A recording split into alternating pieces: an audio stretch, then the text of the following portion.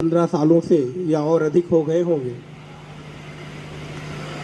सामूहिक रूप से यहाँ पर भगवान गिरिराज का पूजन, अन्नकूट का कार्यक्रम,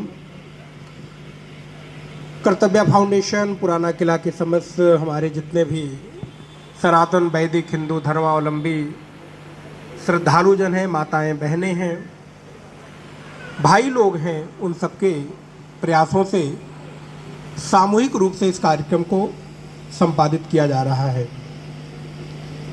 विगत कई वर्षों पूर्व, मुझे लगता है 10 साल से अधिक हो गया होगा, कि पहले हरनाम सिंह जी ने बुलाया था। उसके बाद अब हमें लगता है 10 साल बाद मैं पुनः इस कार्यक्रम में आज आने का अवसर मिला है। इस कार्यक्रम की अभी बड़ी सुंदर उपयोगिता और आज के समवेत हुए समस्त वैदिक धर्मावलंबियों को एक संदेश माननीय अभय भाई साहब ने बड़े ही सुंदर तरीके से रखा। समुपस्थित समस्त भगवत भक्त वृंद, इस आयोजन के मूल में सभी सेवक वृंद, बहुत सारे लोग जाने पहचाने से लग रहे हैं, हमारे कमल भैया, हरनाम सिंह जी, सुभाष जी, पंकज अग्रवाल जी, अब सबके नाम ले पाना संभव नहीं है, लेकिन बहुत सारे लोग परिचित लग रहे हैं। सभी का अभिनंदन करते हुए आज का जो पर्व है वो है गिरिराज पूजन। और गिरिराज पूजन की उपयोगिता क्या है?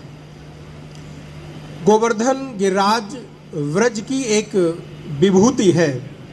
ब्रज कहते ही उसको है भागवत के अनुसार, जहाँ पर यमुना की पवित्र धारा प्रवाहित होती हो, जहाँ पर गिरिराज मौजूद हों, उस क्षेत्र को ही ब्रज कहते हैं। जब भगवान को इस धराधाम पर अवतार लेने का समय आया तो भगवान ने कहा, मैं ऐसे इस पवित्र भूमि में अवतार लूँगा। और घटना आप सबको पता है, भगवान कृष्ण अभी बहुत छोटे से हैं। आज प्रातःकाल नंद रानी यशोदा मैया बड़े ही सुंदर तरीके से नहा धो के तैयार होके घर की साफ सफाई करके और रसोई में नाना प्रकार के व्यंजन बना रही हैं। भगवान श्री कृष्ण प्रातःकाल उठते हैं, आंख मींचते हुए नंद बाबा के पास जाते हैं। बाबा, आज मैया मुझको दूध नहीं पिला रही है, क्योंकि रोज भगवान श्री कृष्ण का नियम था प्रातःकाल उठते ही यशोदा की गोद में जाकर दूध पीते, जैसे आजकल भी हमारी माताएं बच्चों को ऐसे लाड प्यार करती हैं। लेकिन आज यशोदा ने मना कर दिया, दूर रहना, अभी रसोई में बिना नहाए धोने मत आना। नंद बाबा के पास कृष्ण जाते हैं, बाबा आज क्या हो गया माता रानी को, क्या हुआ? बोले रसोई में नहीं जाने दे रही, पास नहीं आने दे रही है। नंद बाबा ने कहा, आज हम लोग इंद्र की पूजा करने की तैयारी कर रहे हैं। ये पूजा कैसी होती है? बोले साल में एक बार हम लोग इंद्र को पूजा करते हैं, यज्ञ करते हैं, आहुति प्रदान करते हैं, और हमारे पास जो भी कुछ होता है उनको भोग लगाकर प्रसन्न करते हैं, जिसके बदले इंद्र हमको पूरे वर्ष भर जल देते हैं, और उस जल से हमारी गायें, हमारे खेत और हम ब्रजवासी लोग पूरे साल भर सुखी पूर्वक जीवन जीते हैं। भगवान श्री कृष्ण ने कहा, बाबा, कोई किसी को जीवन नहीं देता है। कर्मणा कर्म निर्हारो, भागवत आप पढ़ेंगे 10वें स्कंद में, यहाँ पर विस्तार का समय नहीं है। सभी लोग अपने अपने कर्मों के अनुसार अपना जीवन जी रहे हैं। कोई इंद्र किसी के जीवन रक्षा का ठेकेदार नहीं है। क्या करें? बोले आज तक आप लोग इंद्र की पूजा करते रहे, क्या उन्होंने प्रकट होकर आपका भोग ग्रहण किया? बोले नहीं। तो बोले ऐसे किसी देव की पूजा करो जो तुम्हारे भोग को, तुम्हारी सामग्रियों को, तुम्हारे द्वारा अर्पित किए जाने वाले सामान को प्रकट होकर ग्रहण करे और बदले में तुम्हारी रक्षा करे। ऐसा कौन है? बोले ब्रज में एक देवता है जिनका नाम है गोवर्धन, जिनका नाम है गिरिराज, उनकी पूजा करें। और सभी लोगों ने मिलकर भगवान श्री कृष्ण के निर्देशानुसार गिरिराज जी की पूजा की। अब यहाँ पर एक बात आती है, वर्षों से चली आ रही परंपरा, और ये परंपरा नंद बाबा ने नहीं शुरू की, बल्कि नंद बाबा के भी पूर्वजों ने इस परंपरा का निर्वहन किया, और आज नंद बाबा भी अपनी परंपरा का निर्वहन कर रहे हैं, लेकिन कृष्ण आज उस परंपरा को रोकते हैं, खंडित करते हैं। क्यों?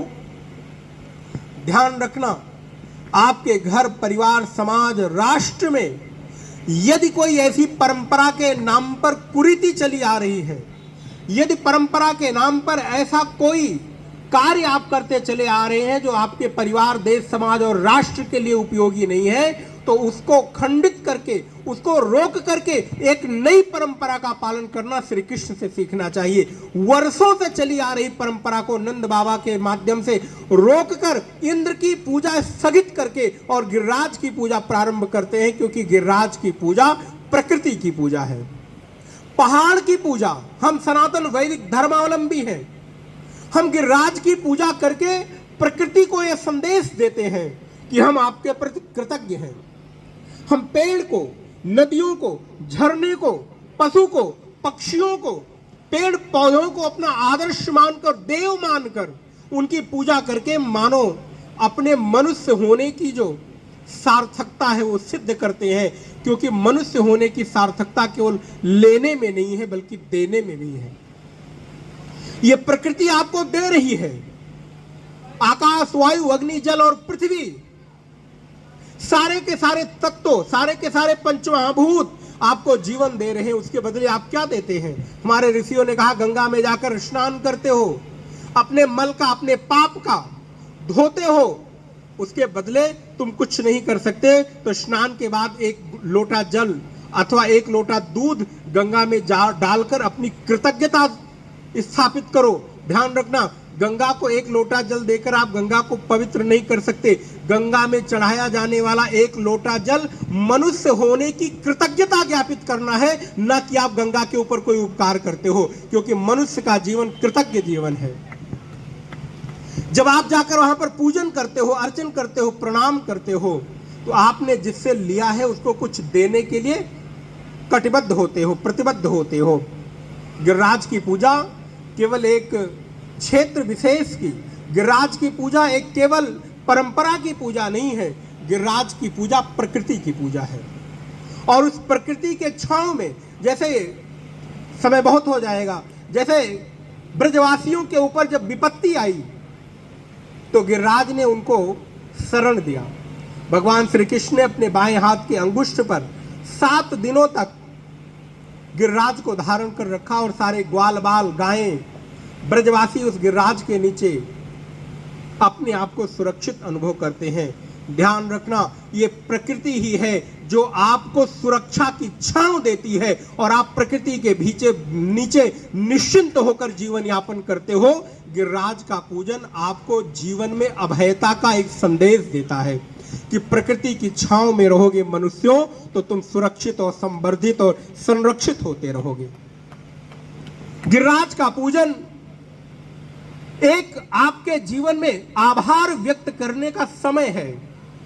आप गोबर को, गाय के गोबर को गिरिराज बनाकर, गोवर्धन बनाकर पूजा करते हो। ये हिंदू सनातन धर्मावलंबियों की जीवन पद्धति है कि जो गाय के गोबर में भी देवताओं का आवाहन करके पूजन कर सकता है, जो गाय के मूत्र में भी गंगा जल का आवाहन करके पूजन कर सकता है। इसलिए आप बहते हुए जल को जल नहीं समझते। इसलिए हमारे आचार्यों ने, संतों ने, गुरुजनों ने कहा, बहता हुआ जल केवल तुम्हारे मनोरंजन का साधन नहीं है, केवल वो घूमने की जगह नहीं है, बल्कि बहता हुआ जल जल नहीं बल्कि गंगा का रूप है, वो गंगा माँ के रूप में है। पीपल का पेड़ हो, नीम का पेड़ हो, तुलसी का पेड़ हो, ये सारी चीजों में आपके भीतर एक देव बुद्धि भर दी गई। ये पेड़ नहीं है, ये देव है। नीम में शीतला माता है, पीपल में भगवान वासुदेव का निवास है, तुलसी में माता तुलसी और भगवान विष्णु की पूजा होती है। विभिन्न प्रकार के प्रकृति की पूजा करके हिंदू अपने उस सनातन धर्मावलंबी होने का परिचय देता है, कृतज्ञता ज्ञापित करता है। इसलिए आज का दिन श्री कृष्ण का पूजन, गोवर्धन का पूजन, और आप सब लोग सुनते चले आए हैं 56 भोग का वहाँ पर भोग लगा है, विभिन्न प्रकार के व्यंजन आए हैं। और ब्रज में तो बड़ा ही सुंदर उत्सव मनाया जाता है। मैं तो गोवर्धन को जाऊं मेरे वीर, नाय माने मेरो मनवा। अर्थात मैं प्रकृति को वंदन करूं, प्रकृति का संरक्षण करूं, ये न चाहते हुए भी मन को संदेश दो कि जहां जैसे हो वहां पर आप प्रकृति का संवर्धन और उसकी सुरक्षा की जिम्मेदारी आपकी है, क्योंकि प्रकृति आपको दे रही है तो बदले में आप भी उसको कुछ दें। ये आपके मनुष्य होने का परिचय है। और पूजन कृतज्ञता है। आप गिरिराज का पूजन, गोवर्धन का पूजन करते हैं, अपने पास जो भी श्रेष्ठ है उस श्रेष्ठ को अर्पण करते हैं। पूजा का मतलब होता है मनुष्य के पास जो कुछ भी सबसे उत्तम है वो भगवान को अर्पित करने का नाम पूजा है। अब पूजा के नाम पे दुकान पे जाके ये मत कह देना पूजा की सुपारी दे दो। हम लोग यही कहते हैं, पूजा की दुकान पे गए, कथा करनी, क्या कर दो, बोले पूजा की सामग्री दे दो, पूजा वाला घी दे दो। दुकानदार भी, यहाँ बड़े सारे लोग बैठे होंगे, क्षमा करिएगा, दुकानदार ने भी दो तरह के घी रख रखे हैं। खाने वाला घी अलग रख रखा है और पूजा वाला घी, खाने वाली सुपारी अलग रख रखी है और पूजा वाली सुपारी अलग रख रखी है। अपने लिए कपड़े और चुनरी खरीदना हो माताओं को जो ओढ़ने के लिए, तो दूसरी चुनरी खरीदेंगी, और देवी जी को चुनरी उड़ाना हो तो पता नहीं वो एक आध घंटे भी चलेगी कि नहीं चलेगी, झिन्नी सी, पतली सी, छोटी सी। जब आपको कोई साधारण वस्तु पसंद नहीं है तो आप कल्पना करके देखो, देवी देवताओं को आप ऐसी चीज दे रहे हो जिसको तुम्हें खुद पसंद नहीं आ रही, देवता को कैसे पसंद आ जाएगी।